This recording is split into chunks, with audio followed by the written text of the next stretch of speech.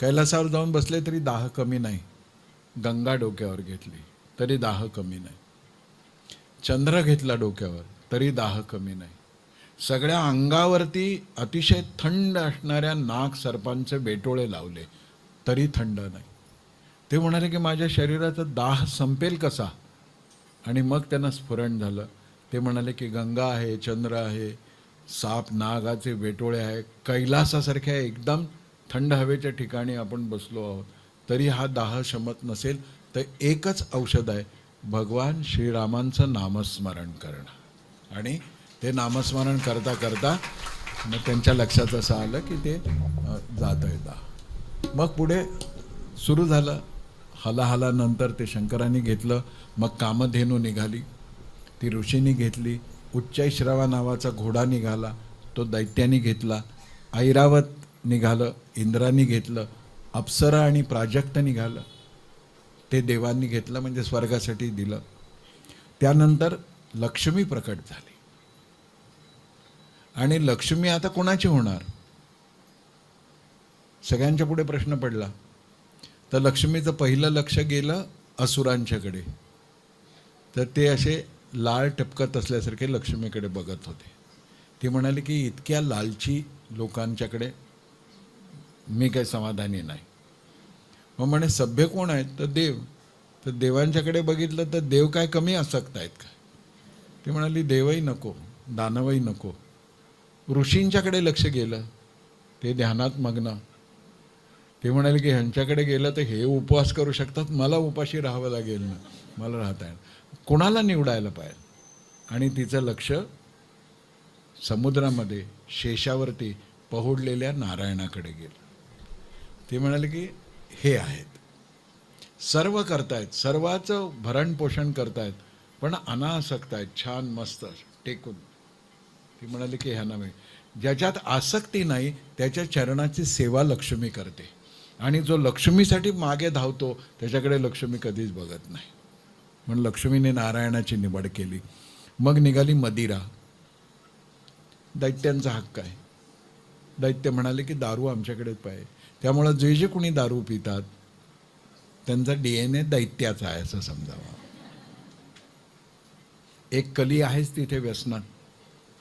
मग धन्वंतरी आले, त्यांच्या हातात अमृत कलश होता. मग राक्षसांनी झपाट्याने तो अमृत कलश काढून घेतला. आता हे देव सगळे बघायला लागले ना, आता ह्यांच्याशी पंगा घेणं कठीण आहे. राक्षस म्हणाले आम्हाला अमृत मिळालं. देव म्हणाले की हे बरोबर नाही आहे, आपण सगळ्यांनी मिळून केलेलं आहे हे, तुम्हाला सगळं आम्हाला काहीच नाही. पुन्हा लागले देव. देव रडकेच आहे. कारण का सुखात जो राहायचा विचार करतो ना तो रडका असतो, तो संघर्ष करू शकत नाही. कम्फर्ट झोन त्याला पाहिजे. मग आता नारायणाला दया आलीच. नारायणाने मोहिनीचा अवतार घेतला आणि असे ठुमकत ठुमकत ठुमकत ठुमकत राक्षसांच्या हातातला घडा तसाच. आणि ते बघायला लागले कोण आहे, कोण आहे. लालची माणूस किती पतित होतो. मग ते गोड हसले. मग तर राक्षसांना काय, ते म्हणाले की जमलं, स्माईल दिलं म्हणजे. मग ती म्हणाली काय संघर्ष चाललाय. ते म्हणाले ते वेडे आहेत देव, सगळं हे अमृत मागतायत. ते म्हणाले अजिबात देऊ नका. मग तर आणखीन घायाळ. ती म्हणाली इकडे आणा कलश. असुराने देऊन टाकला कलश. ते म्हणाले ह्याच्यासाठीच भांडणं आहे ना, मी मार्ग काढते.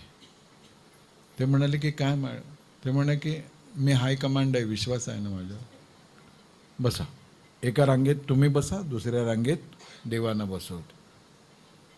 आणि हे जे कलश आहे ते मी थोड्या वेळ स्थिर धरते, म्हणजे घट्ट घट्ट अमृत आहे ते खाली राहील. आणि पाणी पाणी जे वरती आहे ते मी पहिल्यांदा देवांना वाटून टाकते. म्हणजे भावाला आणि दिराला वरण वाढताना कसं करतो आपण, तसं थोडक्यात तसं नाही. त्यांना वरचं पाणी अशासाठी की ॲसिडिटी होते ना, मग तो सगळ्याचे बहाणे आहेत आपल्याकडे. मग देव सगळे बसले. मोहिनीने अमृत द्यायला सुरुवात केली. एका असुराच्या लक्षात आलं की ही तर लबाडी आहे, अमृतात काही घट्ट पातळ काही नसतं, हे सगळं तिकडे संपणार आहे. म्हणून तो असुर उठला आणि देवांच्या रांगेत जाऊन लपून बसला. तो होता राहू. मोहिनी ते अमृत वाटत वाटत वाटत वाटत राहूपर्यंत आल्यावर राहूला दिलं. राहूने ते गिळत असताना सूर्यचंद्रांच्या लक्षात आलं की हा राहू आहे आणि भेस बदल क्या आहे. त्याचं मुंडकं छाटलं गेलं. त्यामुळं काय झालं, थोडं तोंडात गेलेल्या अमृतामुळं मुंडकं अमर झालं आणि धड सगळं मरून गेलं. त्यामुळं नुसतं मुंडकं राहूचं फिरतंय आणि सूर्यचंद्रामुळं मला ही अवस्था प्राप्त झाली हे राहूला कळल्यामुळं राहू सूर्यचंद्रांना ग्रहण लावत फिरतो, अशी कथा आहे ती. सोडून द्यायचं, त्याचा आनंद. जो लबाडी करतो त्याला शिक्षा होते आणि जो चहाडी करतो त्याला ग्रहण लागतं. त्यामुळं चहाडी करायचीच नाही. अमृत कलशाचा हा सगळा वाटपाचा विषय समुद्र मंथनात अशासाठी येतो. 3 मुद्दे आहेत. एक, वडीलधाऱ्याची जबाबदारी विष पिणं हीच आहे. 2, आसक्ती कधीही वाईट, म्हणून संपन्नता पाहिजे. पैसा पाहिजे असेल तर आसक्ती आवश्यक आहे, पण संपन्नता पाहिजे असेल तर मात्र तुम्हाला अनासक्त राहिलं पाहिजे, मग लक्ष्मी तुमच्याकडे येते. आणि 3, कितीही छद्म केलं तरी कपट उघडं पडतं, राहूचं जसं पडलं. समुद्र मंथनाची ही कथा आहे. वामन अवतार, अर्थात पुन्हा समुद्र अमृत मिळालं असलं तरी काही पराक्रम जागा झालेलाच नव्हता. पुन्हा असुरांचं युद्ध झालं आहे, स्वर्गावरती साम्राज्य आलं आहे, बळीनं देवांना पराभूत केलं आहे. त्या बळीचे गुरु आहेत शुक्राचार्य. मग देव पुन्हा वनवासात. मग देवमाता अदितीला वाईट वाटतं. ती नवऱ्याला विचारते की माझी मुलं अशी बेवारत झाली, त्या असुरांनी सगळं संपत्ती, साधन, सत्ता सगळं मिळवलं, काय केलं पाहिजे. तर ते व्रत सांगतात की नारायणाचं उपासना कर. अदिती तशी उपासना करते. नारायण म्हणतात की एका मुलाच्या रूपानं मी तुझ्या पोटी जन्माला येईन आणि असुरांचा निपात करेन. आणि एक देखणं मूल अदितीच्या पोटी जन्माला येतं, तो आहे वामन अवतार. बोलिये वामन भगवान की. आता काय करायचं, तर वामनाची मुंज वगैरे होते आणि भिक्षा मागायला तो निघतो. निघाल्यानंतर जे काम करायसाठी अवतार आहे तो बळीकडे जातो आणि बळी बघतो तर एक बटू, एक ब्राह्मण पुत्र आपल्या दारात आलाय, त्याला भिक्षा द्यायची आहे. आणि वामनाला बघितल्यानंतर बळी म्हणतो की महाराज, पाद्यपूजा वगैरे करतो तो, महाराज तुम्हाला काय पाहिजे मागा. म्हणे मी मागेन ते देशील. तो म्हणतो हो देईन. शुक्राचार्यांच्या लक्षात येतं की हा काय बटू बिटू नाही आहे, हा नारायण आहे आणि आपल्या शिष्याला डुबवायला आला आहे. म्हणून शुक्राचार्य सांगतात की ह्याला काही देऊ नको. एक असुर काय बोलतोय बघा आपल्या देशातला, तो म्हणतो की आता गुरुदेव मी शब्द दिलाय, शब्द मोडून मला काहीही मिळवायचं नाही आहे, भले मला नरकात जावं लागलं तरी चालेल, पण मी दिलाय शब्द तर मी पाळणार. ही या देशातल्या राक्षसांची मानसिकता आहे. त्या कुळात आपण आहोत. आणि मग त्रिपाद भूमी मागतात. एका पायाने पृथ्वी, दुसऱ्या पायाने आकाश, तिसरा पाय कुठे ठेवू म्हणतात. बळी म्हणतो की आता तिसरा पाय ठेवायला जागा कुठे आहे, माझ्या डोक्यावर ठेव. डोक्यावर ठेवलं की त्याला पाताळामध्ये टाकतात. पण बळीच्या या त्यागावर नारायण प्रसन्न होतात आणि तेही पाताळामध्ये जाऊन बळीला विचारतात की तुझ्या या त्यागवृत्तीवरती मी प्रसन्न आहे, तू काय मागशील ते मी तुला देतो. तो म्हणतो की नारायणा, मला पाताळाचं राज्य दिलंच आहे ना, आता माझ्या महालाच्या पहारेकरी म्हणून तुम्ही दारावरती काम करा. आणि नारायण ते पत्करतात. इकडे लक्ष्मी माता वाट बघत बसली, आपला नवरा आत्ता येईल मग येईल, आत्ता येईल मग येईल. आणि मग पुढे कधीतरी कळतं की आपला नवरा चौकीदार झालाय. वाईट वाटतं तिला की एका राक्षसाचा चौकीदार आपला नवरा. ती भेट घेते नारायणांची. नारायण म्हणतात की हो, त्याच्यावर मी प्रसन्न आहे, त्याने मला वर मागितला, मी त्याचा रखवालदार झालो. ती म्हणते की हो, पण आता चला. तो म्हणतो मी कसं येणार, त्यांनी परवानगी दिल्याशिवाय मला येता येणार नाही. परवानगी कशी देतील? म्हणजे थांब जरा, आता राखी पौर्णिमा येते, तू बळीला राखी बांध. आणि राखी बांधल्यानंतर तो म्हणेल ताई तुला काय देऊ, तर दुसरं काही मागू नको, तुझा हा पहारेकरी मला देऊन टाक म्हणून सांग. आता इथे लक्षात घ्यायची गोष्ट अशी आहे की बळीराजाचं राज्य म्हणजे शेतकऱ्याचं राज्य. त्या बळीराजाशी या असुर बळीचा काडीचाही संबंध नाही, काडीचाही. तो बळीराजाचा संबंध असलाच तर तो बळीराम दादांशी आहे, नांगरधारी. पण या बळी हा असुर आहे आणि या बळीला वामनाने पाताळात घातलं म्हणून वर्तमानामध्ये समाजात विद्वेष निर्माण होण्यासाठी ब्राह्मणांनी शेतकऱ्यांना मातीत कसं घातलं म्हणून वामनाच्या पुतळ्याचं दहन करण्याचे एक विकृती निर्माण झाली. त्या बळीचा बळीराज म्हणजे शेतकऱ्याशी काही संबंध नाही. जर वामनाला ह्या शेतकरी म्हणून ह्या बळीला पाताळात डांबायचं असतं तर पहारेकरी कशाला झाला असता. दुसरी गोष्ट, आपल्या बायकोला त्याला राखी बांध कशाला म्हणाला असता आणि त्याच्याकडून आपल्याला मागून घ्यायची विनंती कर असं तरी कशाला म्हणाला असता. ज्याला पाताळात गाडला आहे तो गाडला आहे, पण ज्यांना द्वेष पसरवायचा आहे आणि हिंदू ऐक्य उद्ध्वस्त करायचं आहे असं परकीयांच्या पैशांच्या माध्यमातून समाजात विद्वेष निर्माण करण्यासाठी वामन पुतळ्याचं दहन सुरू झालं. हे पातक आहे, हे होता कामा नये. श्री शुकदेव या सगळ्या अवतारांच्या कथा सांगत असताना राजा परीक्षिताला विचारतात की तुझी ऐकण्याची इच्छा पूर्ण झाली का, तुझ्या मनातला संदेह संपला का. आणि तो म्हणतो की माझ्या मनातला संदेह हळूहळू संपतो आहे. पण श्री शुकदेव सांगतात की अजूनही काही तुझ्या मनामध्ये किलमिश राहिलं असेल तर मी सूर्यवंशात जन्माला आलेल्या श्रीरामाच्या व्यक्तित्वाविषयी तुला सांगेन. आणि मग सगळं रामचरित्र सांगतात. आपण थोडंसं सिरियलसारखं करणार आहोत. हे सगळं रामचरित्र आपण उद्या सुरुवातीला थोडंसं घेऊयात आणि मग पुढचा भाग घेऊ, कारण का आता आपल्याला शीघ्रतेने मथुरेला जायचं आहे.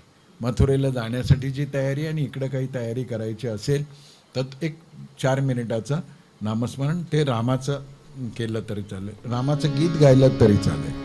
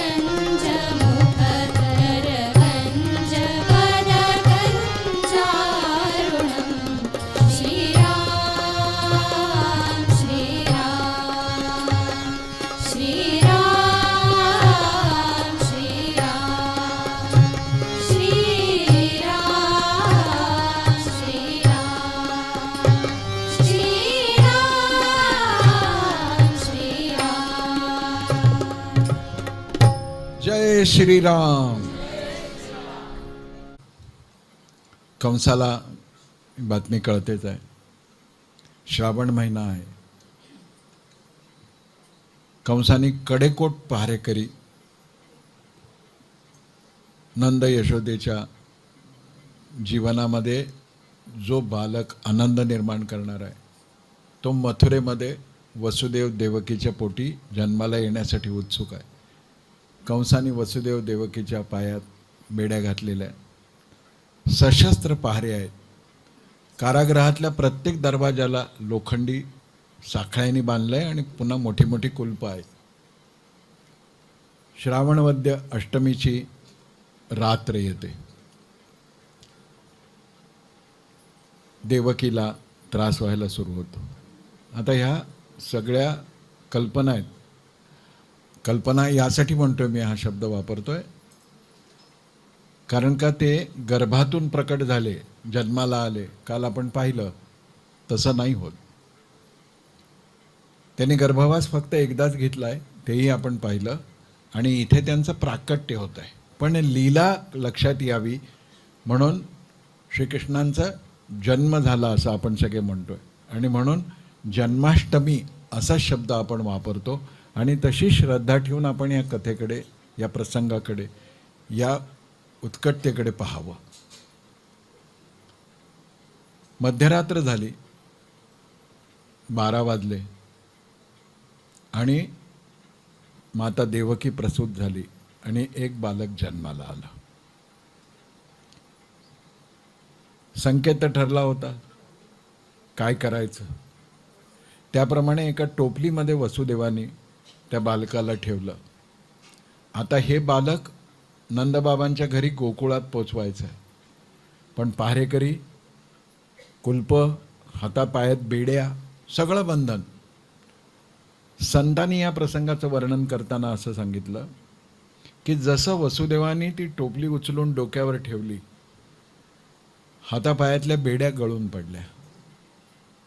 पहारेकरी आहे ना ते ग्लानीत गेले आणि दरवाजाची कुलपं आपोआप निघायला लागली.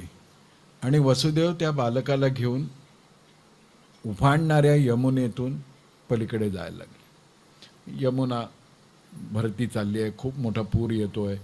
मग भगवंताच्या लक्षात येतं की हे आपल्या स्पर्शासाठी आतुर आहे. म्हणून त्या टोपलीतून पाय बाहेर काढून तिला दर्शन देतात. ती रस्ता देते. गोकुळामध्ये पोचतात. ठरल्याप्रमाणे यशोदेच्या पोटी जन्माला आलेली मुलगी परत घेऊन यायचं आहे आणि हे बाळ यशोदेच्या पुढे ठेवायचं आहे. ब्राह्ममुहूर्ताच्या आधी थोडा वेळ सुनंदा यशोदेच्या शयनकक्षामध्ये गेली आहे. शांत झोपली आहे वहिनी. सुनंदा नंदबाबांची बहीण आहे आणि ती म्हणते की आता वेळ आली आहे, कोणत्याही क्षणी वहिनी प्रसूत होईल आणि आपण केलेलं नवस गोकुळाने तो पूर्ण होईल. ती मग आपल्या आपल्या कक्षामध्ये जाते. पहाटेच्या वेळी नंदबाबांना जाग येते. नंदबाबा उठून बघतायत. हलकंसं कणते आहे यशोदा. तिच्या डोक्यावरून हात फिरवत आहेत आणि गोशाळेमध्ये जात आहे. गोसेवा करतायत. आणि गोसेवा करता करता बराच वेळ जातो, तास दीड तास. खूप साऱ्या गायी आहेत, आवडत्या गायी आहेत, साधारण गायी आहेत. आणि एकदम एका कोपऱ्यामध्ये एक रांगणारं बालक नंदबाबांना दिसतं. आणि एक क्षणभर त्यांना कळतच नाही की काय घडतंय. ते मूर्ती बनवून गेले. काही हालचाल नाही. त्या बालकाकडे एकटक बघतायत. आणि नंतर त्यांच्या मनात आलं की इतकं छान बालक रांगत रांगत गोठ्यात आलंय, काही इजा पण होऊ शकते. कोणाचं का असे ना आपण उचलून घ्यायला जाऊ. म्हणून त्या बालकाकडे गेले तर ते बालक अदृश्य झालं, दिसेनाचं झालं. आणि ते बालक कुठे गेलं म्हणून इकडे तिकडे बघत असताना एकदम त्यांच्या कानावरती एक आवाज आला. कारण का सुनंदा यशोदा मैयाच्या खोलीमध्ये गेली तेव्हा त्यांनी बघितलं की एक अतिशय सुंदर, गोड, तेजस्वी बालक आपल्या वहिनीच्या पुढ्यामध्ये आहे. त्यांनी खिडकी उघडली आणि गोशाळेकडे तोंड करून ओरडली की नंदबाबा बधाई हो, बधाई हो, नंदबाबा बधाई हो, बधाई हो. लाला प्रकट भयो, लाला प्रकट भयो. आणि तो आवाज सगळ्या गोकुळामध्ये गेला आणि गोकुळ गाय लागलेला आहे, नंद के घर आनंद भयो, जय कन्हैया लाल की, हाती घोडा पाल की, जय कन्हैया लाल की. म्हणा